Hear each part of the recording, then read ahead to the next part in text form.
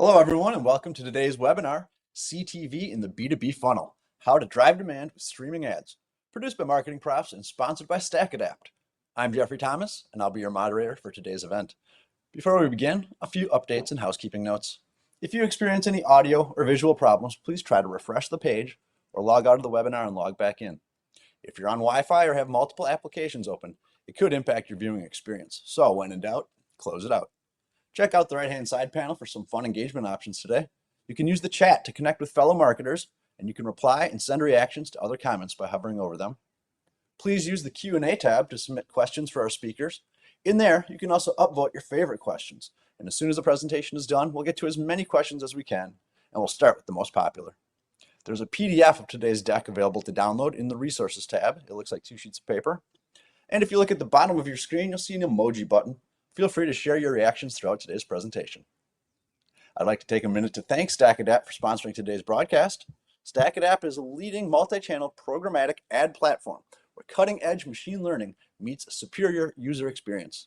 With StackAdapt's technology, ad buyers effectively plan, execute, and manage data-driven campaigns across all devices and publishers. Now, please join me in welcoming Jay Pizzoli, who is presenting CTV in the B2B Funnel, How to Drive Demand with Streaming Ads. Jay has a decade of experience in programmatic advertising and has spent the last 4 years specializing in CTV at StackAdapt. His expertise and experience helps to ensure clients have access to the forefront of CTV capabilities and innovations. And with that, I'm going to hand it over to Jay. Jay, please take it away. Amazing. Thank you so much, Jeffrey. Hi, everybody. Welcome. And I hope you're all as excited as I am here to learn more about CTV and its uses in the B2B space. As Jeffrey had mentioned here, my name is Jay Pizzoli, and I am a manager of client services here at StackAdapt. So I can provide a little bit more detail about myself and the company that I work for if you are unfamiliar. But I've been at StackAdapt for a little over 4 years. I've been in the programmatic space for over a decade. I'm based here in Denver, Colorado. So if we have any fellow Coloradans out here, I always love to see it.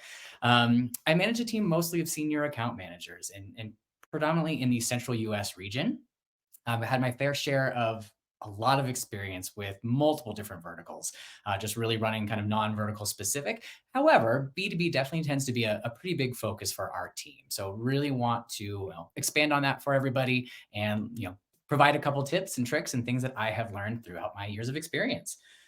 Great. Well, moving forward kind of into a little bit more of StackAdapt related, excuse me. So we are as Jeffrey mentioned, we are one of the leading programmatic DSPs in the space. We were started and we're based out of Toronto, Ontario, Canada. We have expanded pretty quickly here, but to give you a little bit, we've been around for over a decade, really starting with native advertising. And then kind of as Jeffrey had mentioned here, expanding our offerings to include really everything. So audio, CTV, digital out of home, display, native, and video, and always working on more as well. In the last 10 plus years or so, we've seen some really explosive growth. To give a little perspective, I was around employee number 200, and we have now surpassed 1,300 and have actually expanded globally. Recently, a lot of our expansion efforts have really been within the engineering vertical and engineering departments so that we can consistently be on top of the cutting edge of technology and provide that world-class capabilities and performance for our clients. All right. Well, diving into really why we're here today, we want to get started on this. So really we're going to cover, a couple different topics really in 3 main categories, but all really through the lens of B2B. So we'll start off with some CTV strategy recommendations. We'll go into some advanced campaign tactics and following it up with measurement. I do want to leave you at the end with a little bit of wrap up. And again, hopefully time permitting, we'll have some time to answer some QAs at the end.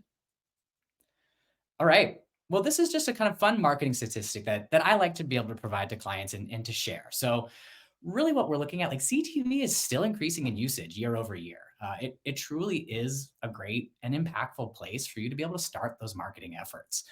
I think oftentimes, advertisers and brands look for that, new, shiny, brand new next thing, which is great, that has its purposes.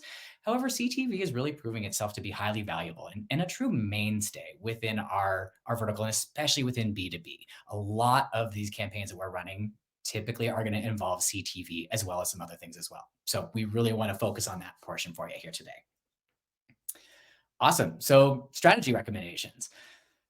I think a huge benefit really of running CTV, outside of or, in conjunction with your linear, your traditional TV buys is that precise targeting that we have within the digital realm. This is definitely something that is really, really powerful. And I'll get into a little bit more detail on this, but I wanted to show a couple different things here on these slides to see the customizations and things that we can do, whether it's, targeting via an audience or targeting via, weather, or a certain PMP segment or inventory packages. We can really customize a lot here, and that's I think the thing that's going to make a big difference in terms of just setting up a generic type of CTV campaign and then really putting this together with your B2B audience in mind. So a couple of things that I really wanted to call out here: first party data. This is gold.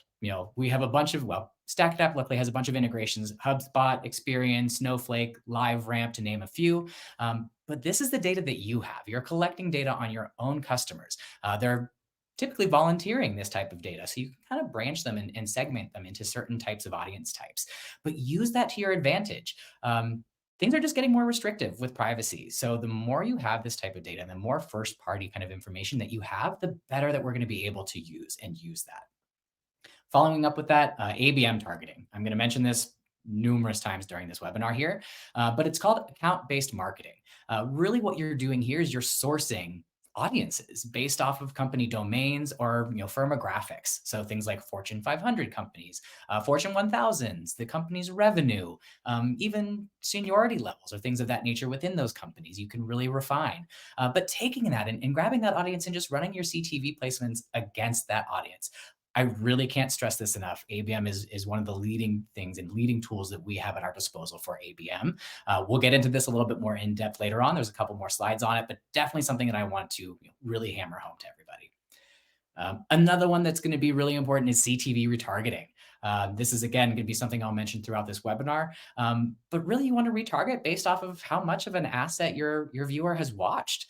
Retargeting them with a different type of asset, so not necessarily CTV. We want to make sure that we get them with a clickable asset, so a display, a native, a video asset, something that's going to have maybe a slightly different verbiage on it. So we just have a little bit of a different kind of situation for them as we're following up, as we're continuing to close that loop. Again, I will touch on CTV a lot more throughout this webinar. But continuing on, linear TV audiences. I think a lot of the times people kind of think that they're fully separate. And yes, they are, but there's definitely some crossover that we're able to do. So really kind of continuing to expand your reach, outside of just your digital or just your linear TV. We can really expand on that as well. Obviously, I'm not going to go into every single one here because there's a lot. We would spend way too much time on this slide. But I think one of the main key points that I want to get across is really audience first targeting. Get your audience dialed in. And then you can really hit them wherever they are, within brand safety regulations, of course. But I think, as we all know, the internet is massive. Streaming services are absolutely endless. So it's really difficult to pick and choose where we think our intended audience might be. Instead, let's let the machine learning and the AI do the work. Let's curate that audience. Let's get that portion dialed in exactly as we want, and then let's hit them wherever they are, again, within brand safety. All right. Making sure you're winning the right inventory you want. I think that's another really big piece here, again, in terms of what we're looking at for our B2B type of campaigns. Showing up in the right places where people are watching. Really looking at that, again, still using our audience first, but understanding that there are name brand things and there are some areas that we know have higher viewership than others. So with that, starting off with some PMPs or private marketplace deals. These are really, really great for brand name inventory packages. So things like Disney, Hulu, ESPN, live sports packages. More on that, but things of that nature. You're really better able to curate this list of inventory that you're running on, and you have a little bit more control over where those placements are being seen.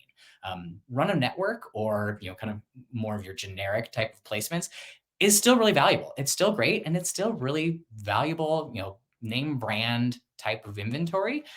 It's just, a little bit more on the cost effective side. So PMPs are definitely going to, again, ensure that you're getting more of that name brand recognition, more of that content, that premium type of content. And you can, again, have a little bit more say over how much of your budget is going to go there. Moving on from that and kind of escalating a little bit from that are programmatic guaranteed deals or PG deals. So similar to a PMP, it's really, really great way to secure that that inventory that's maybe a little bit more premium. The thing with programmatic is it's really best for during times when there's more intense competition. So think of political season, or even Q4 for consumer product goods, tax season coming up here. That's another time that we would be looking at that. So really something that we want to take advantage of and being able to secure here. So the difference really between PMPs and PGs is that the PG deal is negotiated ahead of time. We are negotiating a set amount of impressions, a set cost. All of those things are going to go into that pre-planning. And then you essentially just kind of plug it and let it do its thing. Of course, there's optimizations we can do, but for the most part, a lot of these things are negotiated ahead of time. The one thing I do want to caveat here is that they can be a little bit restrictive, if you will. And I just mean that because of the negotiated terms ahead of time. So just be wary of those. There is a little bit more of a cost associated with that. So there's going to be some things there that we want to factor into this, but nothing crazy, nothing drastic. Finally, with this, again, looking at the inventory, but using your data-driven optimizations. What's available to you? Looking at that reporting, are there certain inventory types or SSPs that are giving us the results that we want? Well, then we should move closer towards pushing more budget there. Or, opposite of that, we want to take a look at the areas that aren't giving us the results, where we are spending a significant amount of money, and maybe diminish those and push that spend to the areas where we're seeing more of the engagement.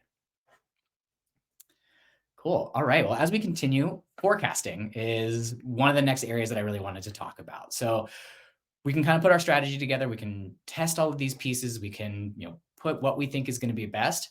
However, why not try out your campaign before you go live, right? You can spot possible bottlenecks. You can make adjustments if needed before anything starts. I think one of the areas that we get a lot of questions and things that always come up when it's related to forecasting is clients always ask, is my budget enough to hit a significant portion of my audience? And this is a really great tool to be able to look at that. Understanding okay, well, if I put in just a little bit more, how much incrementality can I get out of this audience? I think the thing that we look at frequently is that there's just tons and tons and tons of options. So why not do this ahead of time? Why not understand what's happening? This is like our crystal ball, if you will, right? But using those pieces to understand and kind of put through these know-hows and just understand great, where's our bottlenecks? What's going to happen? And what do we need to do to fix this? All before you're going live. So a really, really great piece to be able to have. I do want to continue on the forecasting, but this one is a slightly bit different here. Incremental reach forecasting. So as we're kind of going back to what I had talked about in terms of linear TV, this is another area, and I do, again, want to caveat that this particular view that you're looking at is proprietary to StackAdapt. However, this forecasting tool has been extremely helpful in expanding our brand's footprint beyond their linear TV buys. So this tool is powered by one of our partners, Samba TV. It's their automatic content recognition dataset, or ACR. Basically, it just helps us quantify the incremental reach gained by adding our programmatic to our existing linear buy. So again, just really expanding that footprint, expanding that reach. Essentially, this is giving us the ability to follow that user from the traditional TV realm to the digital realm. So it's really, really powerful to be able to just continue that message and really increase that touch point. A lot of really cool things on here that we can do, again, to just expand beyond what we're doing between the digital and traditional realms. Cool. So as this webinar is really focused on CTV for B2B, that's definitely the main focus that we're looking at here, but I do feel like I would be doing a disservice to all of you if I didn't mention the benefits of adopting a multi-channel approach as well. Excuse me. So I think we're all pretty familiar with the funnel analogy when it comes to upper, middle, and lower. CTV is kicking off the top awareness, right? It's at the top of the funnel. You're really getting users exposed to your brand and to your messaging. So that's really powerful where CTV comes in. We do want to also keep in mind, mid-funnel, right? We can use some third-party data. We can use some first-party data as well, some browsing audiences and things of that nature. Plugging in more of that display native or video area, again, a clickable environment, and having this play in addition to your CTV at the upper level. Again, continuing to get that engagement, but hitting them on a slightly different avenue or a slightly different track than we were previously with our CTV. And finally, kind of bringing that into the lower funnel, So CTV retargeting, again, I'll mention it again. This is not going to be the last time, but that CTV retargeting with a display, a native or a video asset, again, that clickable environment for them is really going to be that piece to bring that in. And kind of get them closer to that action we want them to take. First party data is also a really good piece here. Again, we just want to make sure we're looking at the right audience segmentation of that data for those who have shown engagement, shown interest, and actually would be interested in completing what we're trying to get them to do. Again, you're going to hear first party a lot. It really is gold. And if you aren't collecting those things, it's definitely something to start doing. Start thinking about how we can make use of that data. Another area, again, if we're talking about really expanding our reach, are frequency caps. We don't want to bludgeon somebody over the head with impressions, right? That's going to do the exact opposite of what we're trying to achieve. So we want to make sure we're finding a good balance there. I think a good rule of thumb is, repeated exposure is definitely the thing that's going to get you across the finish line there. But again, as I mentioned, we don't want to just berate them with impressions. So typically what we see is around 2 to 3 exposures a day is a good place to start. Then we can make some adjustments as we let things get ramped up. We can see, is this too much? Is this too little? Do we need to adjust here and there? But this is usually a good rule of thumb to start. And again, making sure that we're spreading ourselves. We aren't putting all of our impressions in a couple of areas. We're able to reach as many unique users as possible. And then finally, I think what this really is testing, right? Try things out. That's the beauty of programmatic. We can do a lot of these things with more minimal risk than in other situations or in other platforms or avenues. So really testing is a good thing to do. Looking at that channel mix, understanding what's working best so that we can make better decisions and better informed decisions for our existing campaigns and then future iterations as well. All right. So our performance is really only going to be as good as our creative. And I don't mean that literally, but I do want to stress the importance of a quality creative. Even the most refined of targeting, it won't be effective if your creative doesn't capture attention and really reinforce your message. So understanding that that's kind of also a really big important step. So quality creative is definitely going to be a big piece because that's what your audience is seeing. That's what they're going to interact with. So wanted to leave you guys with a couple things here, just in terms of what you might want to look at, how to go about this. But leverage storytelling to build trust. This isn't an impulse buy, right? B2B is going to be something that's a longer sales cycle. We're not pushing a quick pack of gum or, a soda or something of that nature. It's definitely something that takes a while. So show some of that real world success stories, show that your brand is a trusted partner. I think optimizing for the big screen is another really big push. High quality, bold but professional visuals. We really want this to be clear, clean, and direct. But that bigger screen experience is definitely going to be something that has a little bit more impact and a little bit more, staying power, if you will. OTT, which is going to be your over-the-top devices, so still streaming, but mobile device, laptop, tablet, still great. It's still the same content. However, it's a clickable environment then. And the big screen tends to be a little bit more impactful and more powerful. So really want to look for that and optimize there. I think creating an emotional connection, even in B2B, I know that sounds weird, but we have seen a lot of this type of creative be really impactful. So inspiring action, right? And making your solution feel essential to your user, having that emotional connection with them is really impactful and really powerful and goes a long way. And often it's not something people think about for B2B, but it can really have that amazing kind of turnaround effect for you. Some of the last things that I want to mention here, customize, make your assets different for different audiences or different committees, tailor your messaging, tailor your imaging, especially if you're doing retargeting. As I had mentioned before, you want that messaging to be different. You want there to be a clearer call to action. We want something to continue their engagement, right? We don't want to send the same messaging and the same imaging for them to say, well, I've already seen this and skip past. So really want to make sure we're doing that. And then finally, seamlessly integrating your brand, right? We want to have consistency from your creative to your landing pages to, the blog posts or other information that might be looking for and that the users are researching. We want cohesiveness there. We want that piece to sound and feel like it's the exact same brand all the way through. So always looking at those kind of pieces and making sure that we're putting our best foot forward in terms of our creative. All right. Diving a little bit differently here into advanced campaign tactics. All right. So once our audiences are set, here are a couple different things that we can look at to ensure successful delivery for our CTV campaigns. Some of this might sound like pretty basic, but still things that are really important to bear in mind, but breaking out your run of network and your PMP or your PG deals. So separating those line items, these really need to be different because our bid guidance is going to be so different for each. We don't want to spend more money on the run of network campaigns than we need to because we're bidding at a higher price to hit our premium PMP or PG deals. So really want to break those out. Making sure that we're hitting the floor price. Again, this one sounds really simple, but different times of year, different quarters are going to have a slightly different breakout for their floor price. So really making sure that we are bidding aggressively enough to actually win that inventory. One other thing that I think is something to be mindful of, but household and demographic settings. So this is a little bit more specific to CTV, but what we can do, the way it's working and kind of the way you're looking at this, well, you don't really want to add a whole lot more demographic information to your specific B2B audiences. But then again, as we're looking at this for CTV, if we do apply those demographics or household settings, it can actually really diminish your reach. So CTV works by identifying household data, right? So at that household level. So if you're, let's say, looking to target something that's a little bit more, binary, so between male or female,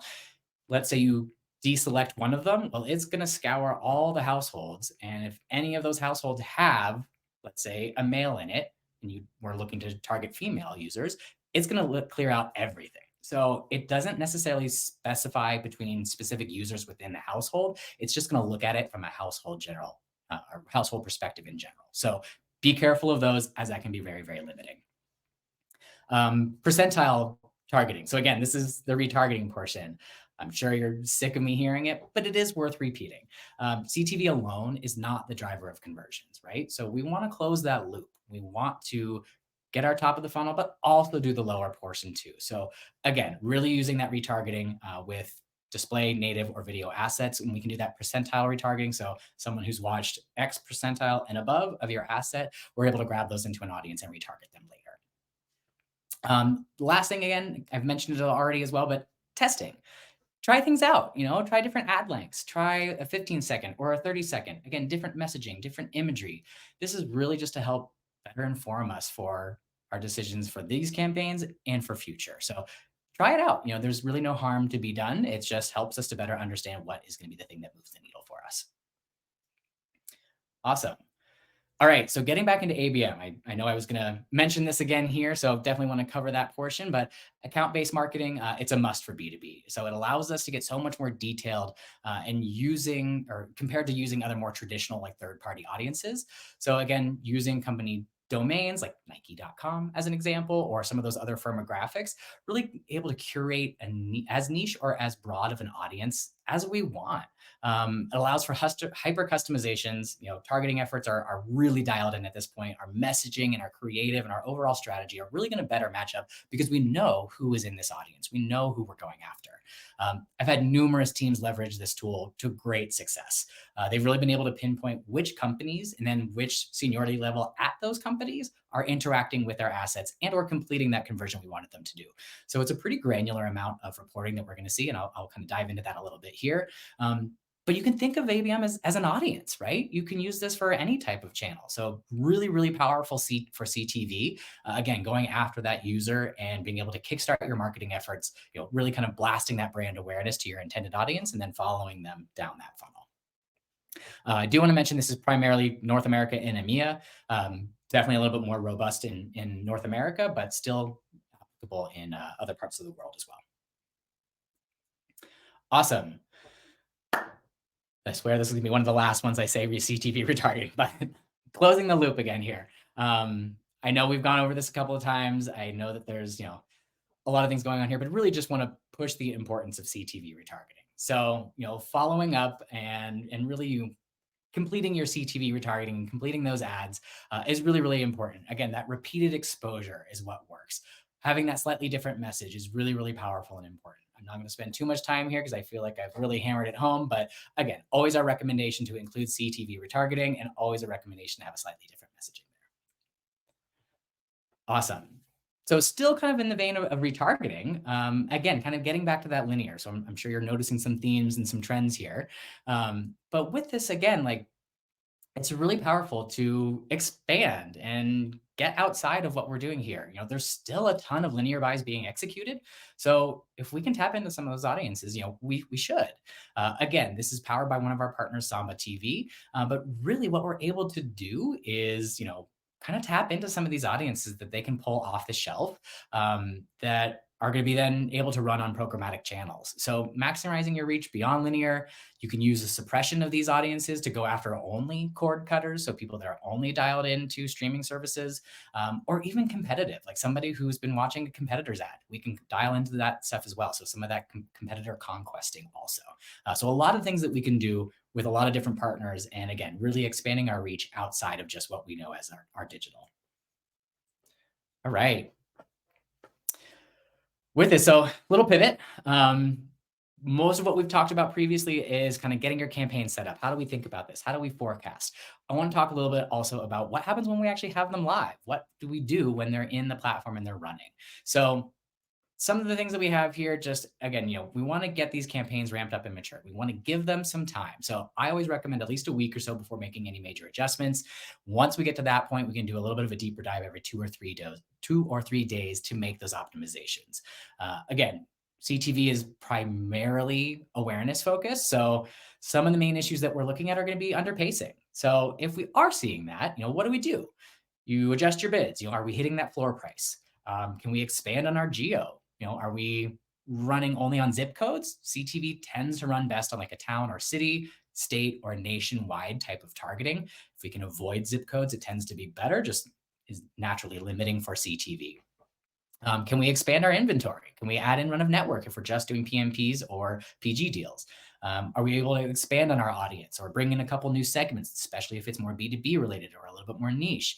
Making sure we have both 15 and 30-second creatives. We want to take advantage of all the available inventory that's there for us to be able to win. So making sure that we have both of those two video lengths is going to be important. Cool. Kind of with that, so as we still have our campaigns in the platform, like where are the bottlenecks, right? What do I do? What am I supposed to do? What am I supposed to look for to make sure that we're performing optimally? You can think of like kind of a drop-off funnel as a detective's toolkit, right, for your CTV campaign. So it's going to tell you where those bids are disappearing and then helps you sort of solve that mystery, right, of that under delivery. So if you do see some drop off, I think at the top, maybe low available impressions, your campaign is probably being a little bit too picky, right? So we need to open up some of those targeting pieces a little bit. That geo, opening up some more SSPs or more inventory, kind of what I was talking about on the previous slide. I think if your bids are not even making it to the auction, maybe we set some filters a little bit too tight. So loosen up some audience targeting. Let's adjust our frequency caps. Let's increase our daily budget pacing. Like we want to make sure that we're kind of loosening up some of these pieces here. And then I think if you're, really not winning bids after they've already been sent, you're just not winning that. Your win rate might be a little bit low. That's really where we're going to be looking at competitiveness. So are our bids strong enough? Do we need to boost that? Do we need to add a bid multiplier potentially to make sure that we're actually being competitive and winning that inventory? All right. So kind of speaking of that in customization, so bid factors. These are going to be allowing us to automatically increase or decrease our bids on specific inventory, days of the week, times a day, device types, supply sources, you name it. If we see amazing performance on a specific supply source, we might want to, 1.5x our bids in that inventory if it's giving us the KPIs that we want. Conversely, if we're seeing some engagement drop over the weekends, we can decrease our bids there accordingly. So really having some customization to be able to make the most use of our media dollars. I do want to put a little bit of a warning on some of those bid factors more specific to CTV, just because this is inherently a little bit more of a costly tactic, especially when we're dealing with more of those premium inventory pieces, RPMP deals. A bid factor of even 2, it would be 2x. So you could very quickly drastically increase your overall CPM. So if you or your client is a little bit more CPM conscious, this just might be something to be mindful of and keep an eye on. All right, we're making our way through, but measurement. So measuring our performance, what do we do with all this? The reporting portion. Just looking at CTV by itself, there aren't really a ton of metrics that we can report on, right? So these are some of the base things that we're looking at. Impressions, again, really budget and CPM based. Our cost per completed view typically around 2 to 5 cents is a good industry average. Video completion rate, so your living room quality is going to be non-clickable, but OTT can be skippable. Conversions are definitely something we can look at. Again, this is a little bit of a tricky one, just as CTV is not typically the main driver of conversions. However, if we're running some of that CTV retargeting, that's where that comes into play. And finally, some unique device breakdown. So this is just going to help us, again, determine and understand where our viewers are watching our ads. How are they watching our ads? Do we need to focus a little bit more on living room quality? Do we need to focus more on OTT and mobile device? Does that change the type of creative asset we're making? So really, again, forming decisions for us to be better down the line. All right, we're going to jump back into the measurement for ABM. So again, as we've kind of been talking about this throughout the webinar, this is a really important piece. And the reporting side is equally, if not more important, I feel like, than actually getting that audience set. So being able to use this in-depth data to help us better strategize the next iteration is just invaluable. Really understanding who is and who isn't engaging here. You can track their progress from the initial awareness steps, right? So those first impressions, usually CTV based, all the way through to them either engaging or getting to the site visit or actually completing an action that we've done, which would be more of those last impressions. Really able to quantify our marketing dollars by knowing, not guessing, who's moving the needle and how we can go after them. So again, really a ton of great pieces here with ABM, and highly recommend using this as one of your tactics. Okay, I'm going to quickly breeze through this because here we are at CTV, but the attribution, pretty sure you guys are all understanding the importance of CTV retargeting, but I wanted to take it a step further here. So outside of that site visitation, there are two additional pieces of attribution we can look at for brand lift, or excuse me, for attribution. So brand lift being one of them and foot traffic attribution being the other. So foot traffic, we're tracking the physical visit to a specific location of that user who's been exposed to our ads at some point in time during their user journey. So again, it really brings an element of offline behavioral attribution to your reporting, right? So if you have a brick and mortar, or if there's something like that that you're tracking, you can really go after and say, like, we actually drove X number of people to your location from our targeting. So a really powerful piece there. And again, it's offline, right? So it's nothing that has to do with anything we're doing online. Following up with that, the next slide here is going to dive a little bit more into brand lift studies. So that's the other kind of piece of attribution we have, but this is a really great way to measure the effectiveness of your CTV campaign or just your general campaign as well. But essentially, we're creating a creative asset that's made to look more like a survey, right? Or a discovery question. That's then sent to a control and an exposed group based off of what we've done for our targeting here. And then we can measure the lift between those two groups to determine if exposed users were more likely to recall the brand than maybe a control group was. The one thing I do want to look at this and caveat here is that oftentimes people see negative lift results and it's like, oh, well, this didn't work. Negative lift isn't bad. This is actually just a really good tell to understand these are just areas that we need to focus more of our awareness efforts. So positive lift is fantastic. People know about us. People are recognizing our brand. Amazing. We can continue focusing there, but we can also kind of branch out and maybe do something a little bit more specific. However, we can look at the areas that are a little bit more negative lift and just continue our awareness efforts there, really driving a little bit more into that to bring them up to the level of, the other areas that have a little bit more of that positive lift. All right. And then finally, again, kind of getting back into this here, the incremental reach. So we talked about the forecasting between linear and digital and programmatic and CTV. This is the reporting part of that. So I would imagine you're all noticing, a theme here again. We're talking about this incremental line here. But this is really powerful. So once you've actually got it in play, you know that somebody is running these linear and traditional TV buys. We can actually report every 24 hours to understand the incremental reach we can gain from programmatic. So really powerful piece of reporting there. But again, just really having that, every 24 hours or again, every day, we can look and understand our incrementality and how much farther we're reaching here. Again, expanding beyond our traditional TV audience. All right. I know that was a lot of detail here. I really want to thank you all for your attention. I'll leave you with 3 kind of key points and takeaways here from this webinar, hoping that you've taken more so from this. But again, at least we'll start with these 3. But optimize your CTV campaigns regularly, right? Don't just set it and forget it. We want to use our data-driven optimizations to improve upon our strategy, making things better for the next round. I think another thing, customizing with your advanced tactics, right? Advanced audiences. So ABM, first-party data, using multi-channel approach, that CTV retargeting again, brand lift studies, foot traffic, all the things that we talked about, really kind of plugging those in because this is an advanced campaign. This is an advanced audience you're going after. So we do have to make sure we're kind of, stepping up our game, if you will, to go after them and having them engage as well. And finally, I think, probably hammering this home, but expanding our reach beyond CTV. Really, as I just stated, using a multi-channel approach, definitely helpful.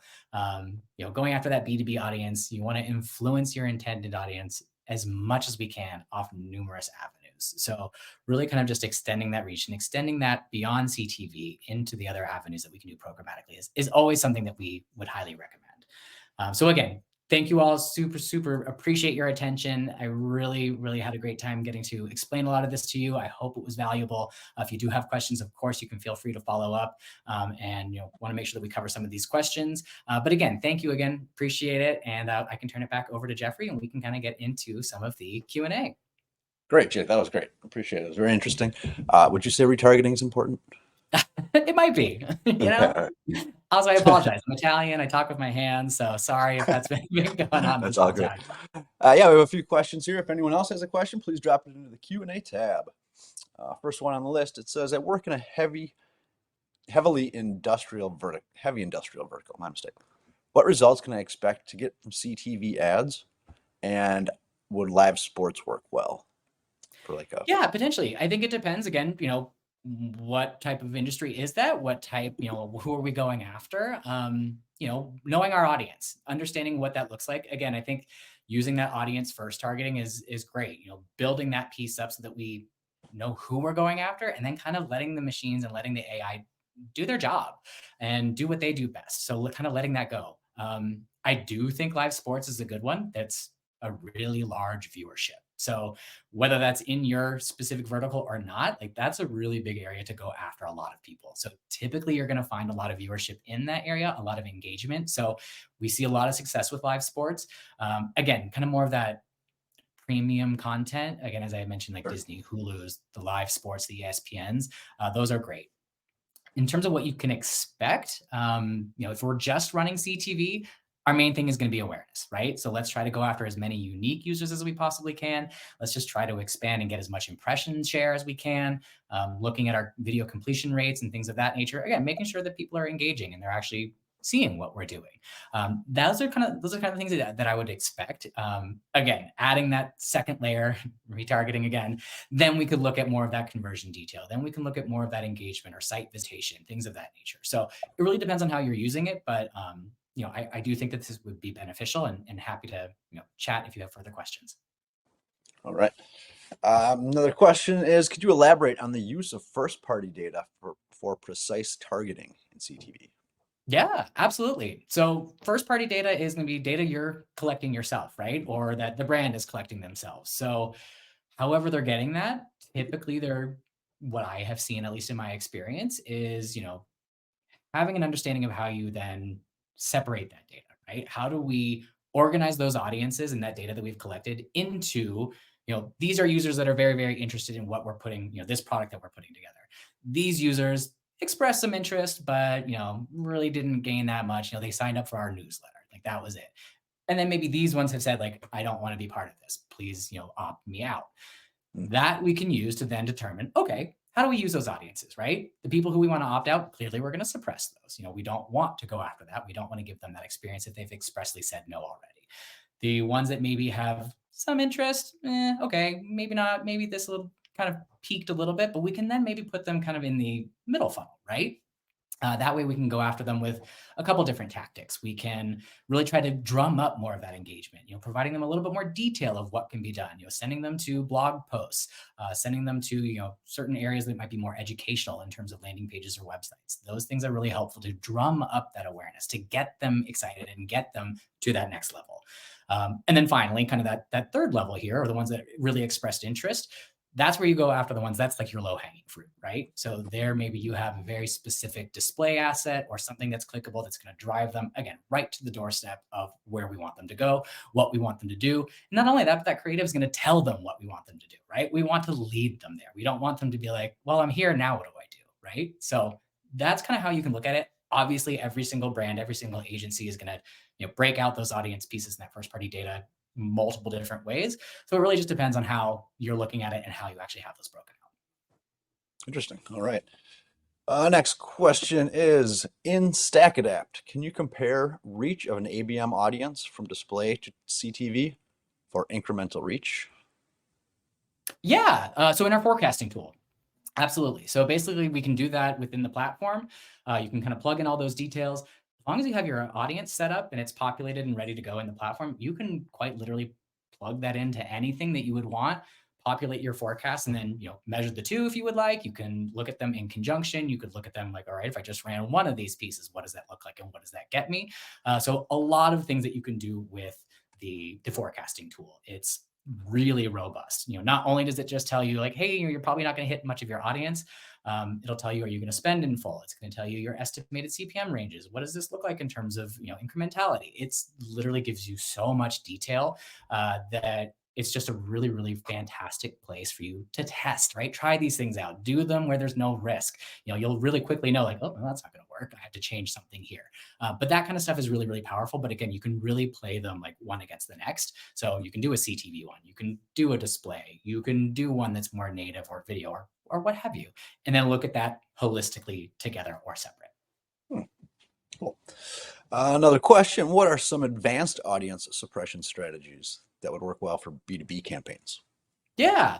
Again, first party data is always great.